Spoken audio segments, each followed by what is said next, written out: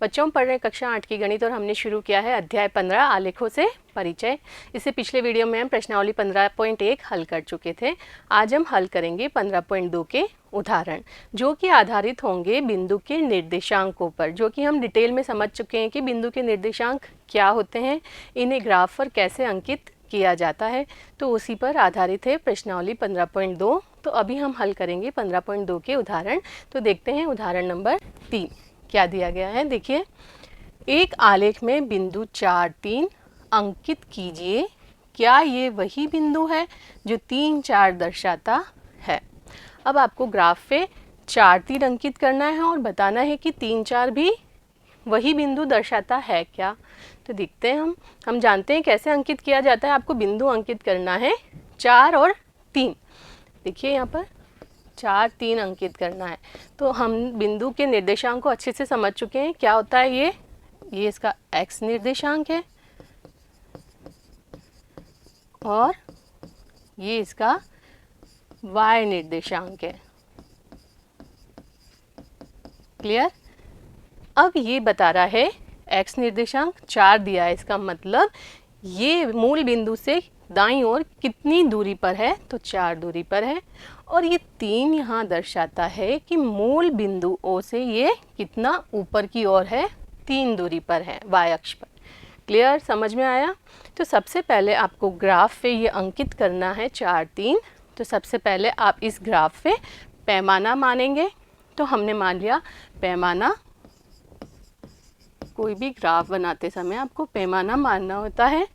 x अक्ष पर एक खाना बराबर 1 माने, या एक खाना या एक इकाई, इस खाने को क्या बोलते हैं हम? एक इकाई। तो एक इकाई बराबर 1 लेके चलते हैं, या आपकी इच्छा है 2 इकाई बराबर 1 के बराबर भी लेके चल सकते हैं।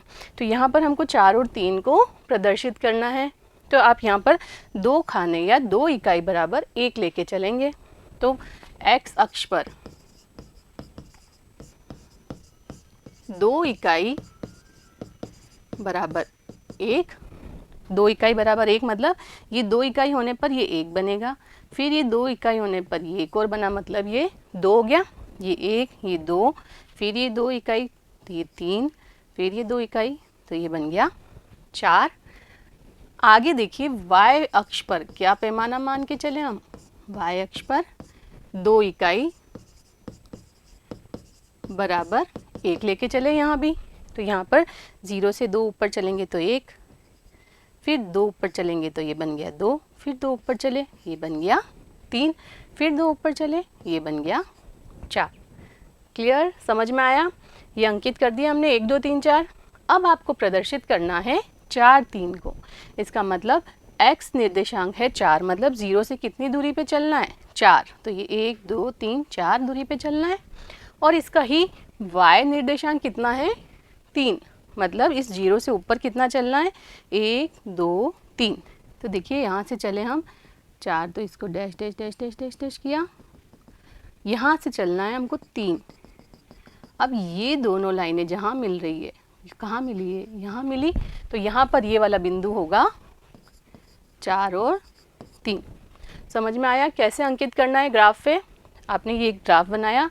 ग्राफ में क्या होता है? ये x अक्ष होती है, ये y अक्ष होती है, और ये दोनों अक्ष जहाँ मिलती है वो होता है मूल बिंदु O। क्लियर? ये हम जानते हैं। अब इस ग्राफ पेपर पे हमने एक पैमाना मान लिया है कि x अक्ष पर 2 इकाई बराबर 1 है। तो 2 खानों के बाद आप 1 लिख देंगे, अगले 2 खानों के बाद 2 लिख दिया, अगले 2 खाने के बाद 3, फिर 2 खाने के बाद आ गया 4। ऐसे आगे लिखते जाएंगे 6, 8, 2 खाने छोड़ के, क्योंकि हमने पैमाना माना है 2 इकाई बराबर 1, और यही पैमाना हमने लिया है y अक्ष पर। तो 2 खानों के बाद आप 1 बढ़ाते जाएंगे। तो ये 1, 2, 3, 4। अब आपको प्रदर्शित करना था 4, 3 x अक्ष, मतलब ये मूल बिंदु से x अक्ष पर कितनी दूरी चलनी है? 4, और y निर्देशांक दिया है 3, मतलब मूल बिंदु से ऊपर कितना चलना है? 3। तो यहाँ से चले हम 4 से ऊपर, यहाँ चले 3 से आगे, ये जहाँ पर कटेंगे वो पॉइंट हो जाएगा 4, 3। क्लियर? समझ में आया? अब दूसरा पॉइंट था, क्या 3, 4 भी यही पॉइंट है? तो यहाँ पर x निर्देशांक दिया है 3, मतलब मूल बिंदु से कितनी दूरी चलनी है? x अक्ष पर 3 तो इस 3 को ऊपर खींचते हैं हम, और y अक्ष पर कितना है 4, मतलब मूल बिंदु से ऊपर कितना है ये 4। इसको आगे बढ़ाते हैं हम, और किसको आगे बढ़ाना है, इस 3 वाली लाइन को। ये दोनों मिल रहे हैं इस पॉइंट पर, तो ये पॉइंट आ गया 3 और 4। तो क्या ये दोनों समान बिंदु है, एक ही बिंदु है? तो ये दोनों अलग अलग बिंदु है, 4 3 अलग है, 3 4 अलग है। तो आपसे प्रश्न में क्या पूछा था, क्या ये वही बिंदु है जो 3 4 दर्शाता है? तो क्या लिख देंगे उत्तर में, 4 3 व 3 4 अलग अलग बिंदु हैं। समझ में आया? ये दोनों एक ही बिंदु नहीं है, दोनों अलग अलग बिंदु हैं। क्लियर? कैसे आपको अंकित करना है ग्राफ पेपर पे, समझ में आया? आप अगर पैमाना लेके चलते 1 इकाई बराबर 1, तो आप हर एक के बाद, एक खंड के बाद लिख देते 1 2 3 4, वो भी सही होता। ये पैमाना कोई भी आप चुन सकते, 4 इकाई बराबर भी 1 चुन सकते हो, इसमें कोई गलत नहीं है। आपने चुना है 4 इकाई बराबर 1, मैंने चुन लिया 2 इकाई बराबर 1, तो सब सही है। परंतु ये जो आप मान के चले हो 2 इकाई के बाद ही आप 1 लिखोगे, यहाँ लिख दिया आपने 1 और फिर यहाँ लिख दिया 2, तो फिर वो गलत हो जाएगा। 2 इकाई बराबर 1 माना है तो 2 खंड छोड़ के ही आपको 1 1 बढ़ाते जाना है। क्लियर? और फिर आपने 3 4 और 4 3 को अंकित कर दिया। इसी अब देखिए दूसरा उदाहरण, उदाहरण नंबर 4 क्या दिया गया है, देखिए। आकृति 15.14 देखकर निम्न बिंदुओं की स्थिति के लिए उपयुक्त अक्षर चुनिए। आपको ये एक ग्राफ दिया गया है, इसके ऊपर कुछ पॉइंट्स अंकित किए गए हैं। अब आपको इसका देखिए पहला प्रश्न बताना है कि 2 1 कौन सा पॉइंट प्रदर्शित कर रहा है। तो 2 1 देखिए यहाँ पर पहला क्या दिया है, 2 1 बताना है क्या है 2 1। तो यहाँ से हमने देखा 2 1 एक्स अक्ष पर चलना है 2, ये चल दिया हम एक्स अक्ष पर, ये 2 आ गया। वाई अक्ष पर 1, ये वाई अक्ष पर 1, तो ये दोनों कहाँ मिले, यहाँ इसको आगे बढ़ाया हमने, 1 यहाँ से आगे बढ़ाया, तो ये मिला ई पॉइंट। तो 2 1 कौन सा पॉइंट है, ई पॉइंट। समझ में आया? ये एक्स निर्देशांक होते हैं, ये वाई निर्देशांक होते हैं। एक्स निर्देशांक क्या बताता है कि मूल बिंदु से एक्स अक्ष पर कितनी दूरी चली गई है, तो ये 2 दूरी चली गई है, ये 2। और वाई बिंदु, ये जो वाई निर्देशांक है बताता है मूल बिंदु से कितना ऊपर चलना है, तो 1 ही ऊपर चलना है, ये चले 1 ऊपर। इन दोनों को आगे बढ़ाया, ये जहाँ पर मिलते हैं वह बिंदु है ई, और वो उसके निर्देशांक क्या है 2 1। क्लियर? इसी का सेकंड पार्ट क्या पूछा गया है, 0 5 0 5 एक्स निर्देशांक है 0, तो एक्स निर्देशांक 0, वाई निर्देशांक है 5। एक्स अक्ष पर मतलब 0 दूरी चलनी है, मतलब यहीं पर रहना है, और ऊपर है 5, तो यहाँ चल दिया हम 5, तो इसको आगे बढ़ाया तो ये मिल गया हमको 5। तो इस पॉइंट का नाम दिया गया है बी। तो 0 5 किसके निर्देशांक हो गए, बी के। क्लियर? इजी है। तो देखिए इसका तीसरा पार्ट क्या दिया है, 2 0 बताना है।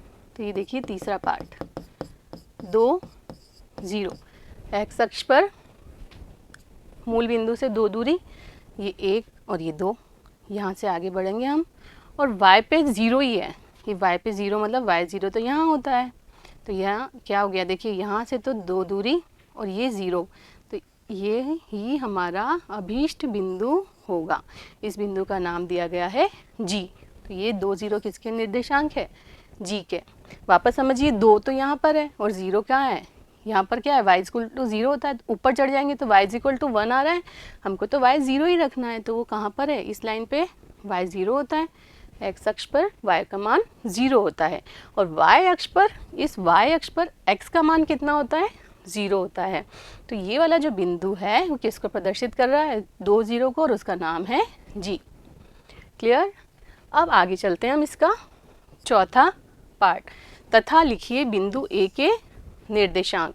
इसका फोर्थ पार्ट, बिंदु A कहाँ है, पहले तो हम ये ढूंढते हैं, ये रहा बिंदु A, इसके निर्देशांक आपको बताने हैं। तो देखिए इसको क्या करेंगे, डैश डैश करके यहाँ मिलाया, यहाँ पर x का मान कितना है 4, डैश डैश करके इसको y अक्ष पर मिलाया, ये कितना है y का मान 5, तो इस ए बिंदु के निर्देशांक क्या हो गए, पहले आता है एक्स निर्देशांक, मतलब एक्स अक्ष पर कितनी दूरी चल रही है 4, और दूसरा निर्देशांक जो पीछे की तरफ लिखा होता है वो होता है वाई निर्देशांक, मतलब मूल बिंदु से वाई अक्ष पर कितनी दूरी है, तो कितनी है 5। तो बिंदु ए के निर्देशांक क्या बन गए 4 और 5। क्लियर, कैसे किया समझ में आया। जिस भी बिंदु की निर्देशांक पूछे हैं उसको आप स्केल से एक्स अक्ष पर मिलाओ और वाई अक्ष पर मिलाओ।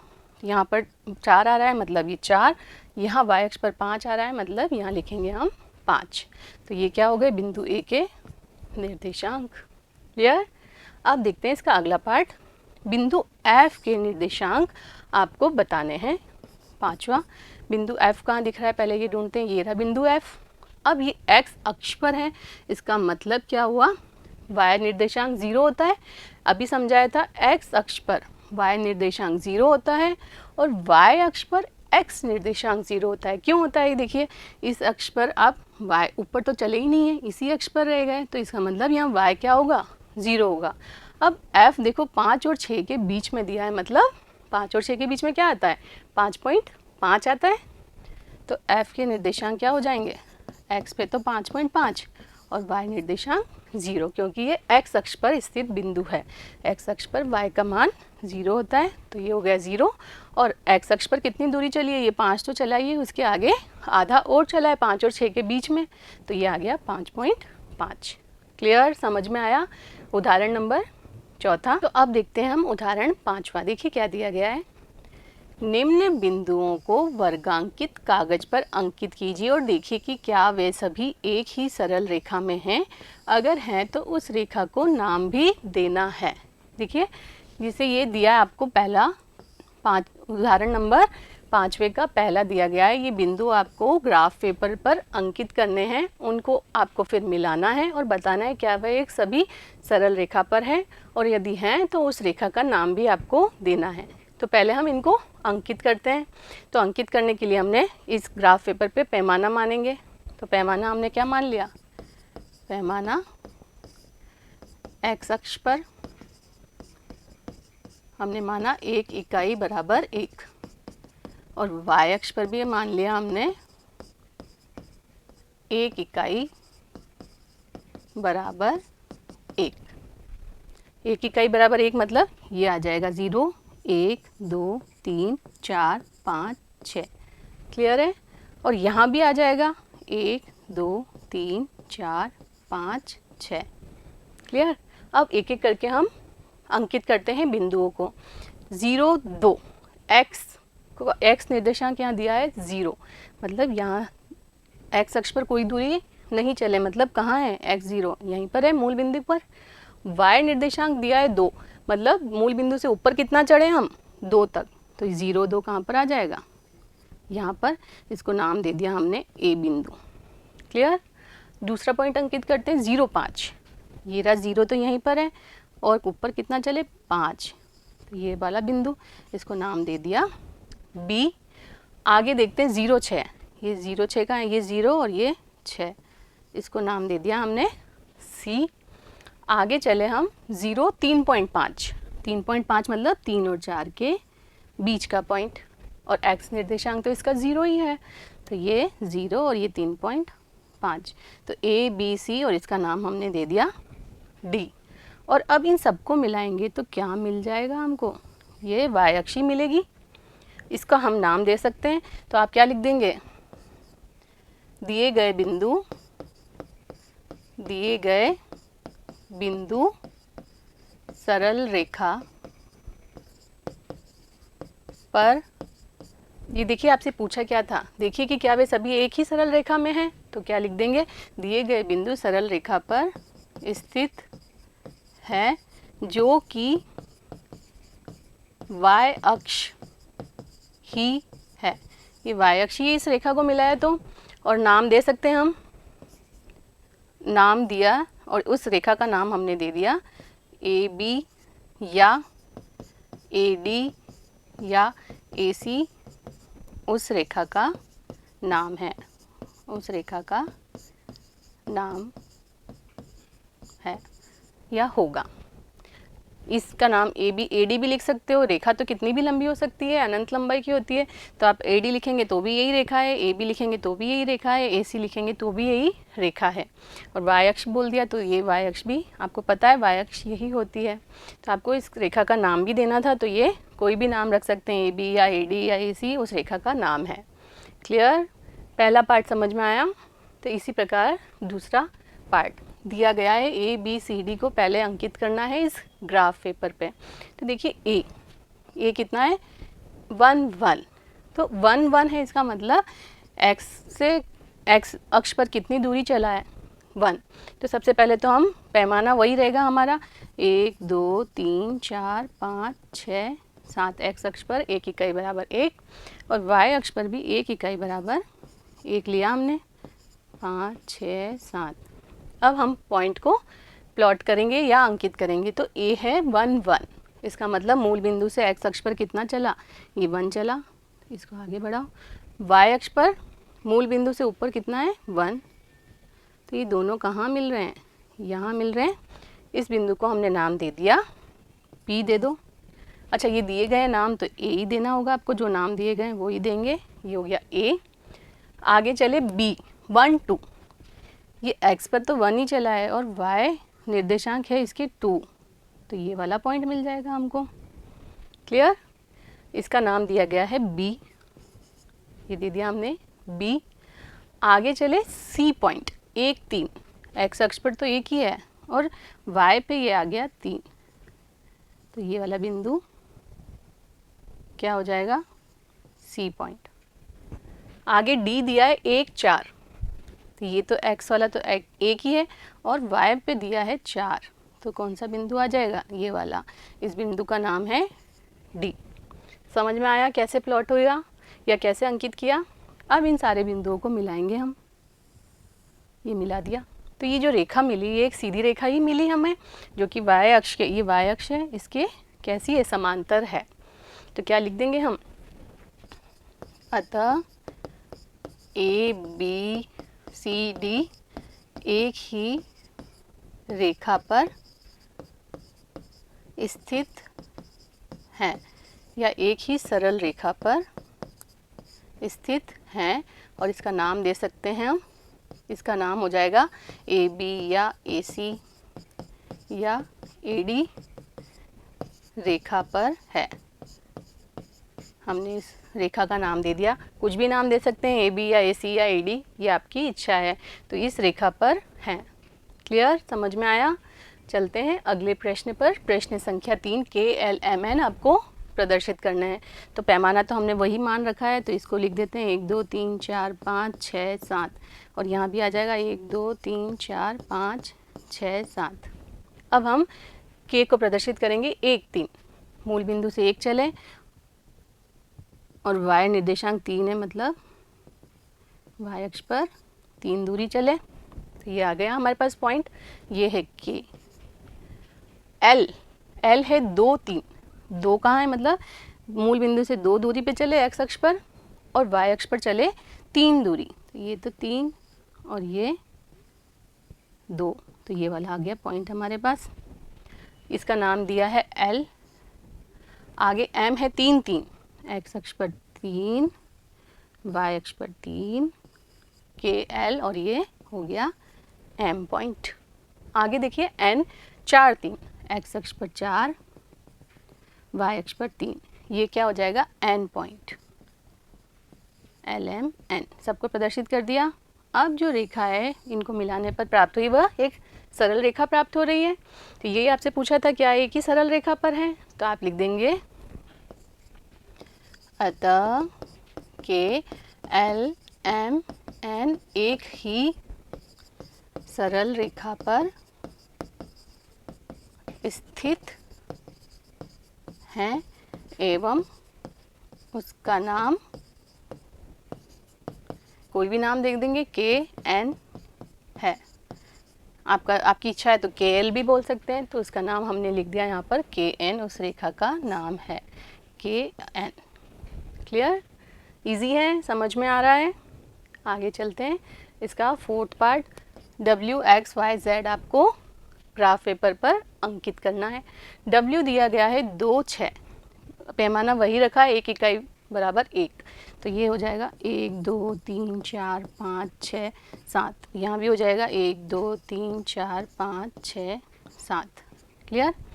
अब प्लॉट करते हैं हम 2 6, मूल बिंदु से 2 दूरी x अक्ष पर और y अक्ष पर दिया है 6 दूरी, ये भी 6। अब इसको मिलाते हैं, हम आगे बढ़ाएंगे, ये मिलाई दोनों यहाँ पर, तो ये बिंदु हो गया W। आगे बिंदु है x 3 5, x अक्ष पर 3 और y अक्ष पर 5, ये बिंदु हो गया ये x। आगे दिया है y बिंदु 5 3, x अक्ष पर 5 और y अक्ष पर 3, तो ये बिंदु यहाँ पर आ जाएगा, इसका नाम दिया है y। क्लियर। आगे z बिंदु है 6 2, x अक्ष पर 6 और y अक्ष पर 2, तो ये वाला बिंदु कौन सा हो गया, क्या नाम है इसका, z। क्लियर, समझ में आया। अब आपको क्या करना है, इन बिंदुओं को मिलाना है। ये मिला दिया इन बिंदु को, तो ये एक ही सरल रेखा पर स्थित है, तो आप क्या लिख देंगे, W x y व z एक ही सरल रेखा पर स्थित है, जिसका नाम कुछ भी रख सकते हैं, जिसका नाम WZ है, WZ है। क्लियर, समझ में आया, इजी है प्लॉट कैसे करना है। तो उम्मीद करती हूँ ये सभी उदाहरण आपको अच्छे से समझ में आए होंगे। अगले वीडियो में मिलते हैं प्रश्नावली 15.2 के प्रश्नों के साथ, तब तक जुड़े रहिए। धन्यवाद।